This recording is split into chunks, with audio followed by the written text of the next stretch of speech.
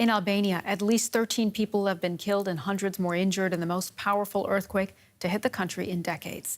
The 6.4 magnitude quake struck 30 kilometers northwest of the capital, Tirana, causing buildings to collapse and sending panicked residents out onto the streets.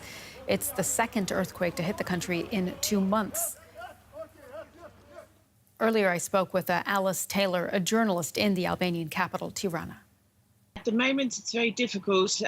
Obviously, everyone's on tenterhooks, hoping there's going to be no more aftershocks. And the race is on to try and retrieve people who are trapped in the rubble in Durrës.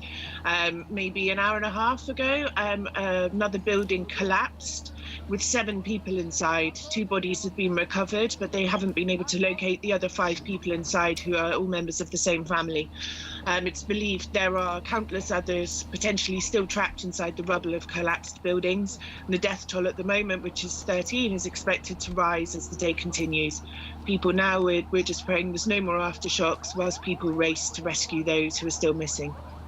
We're talking about hundreds of people who have been injured, Alice. How have hospitals been coping? So they're saying that over 600 people have been injured. The state hospitals, from what I gather, have been coping quite well. But 2 of the largest private hospitals in the country, which have multiple outlets, have opened their doors and offered free healthcare to anyone injured as a result of the earthquake. So, I mean, I find that amazing. They're taking in anyone with any injuries and not charging them for it. So there's been a real effort to help those people who need it.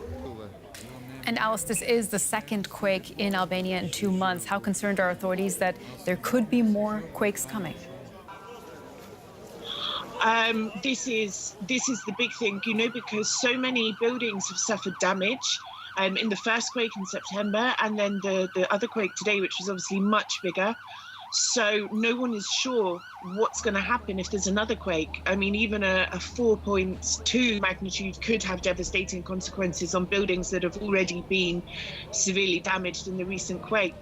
So I guess the government are really going to have to step up and do some very thorough structural analysis of the properties that are damaged and make sure people are safe. Whether they can do that, we don't know, but we would hope so.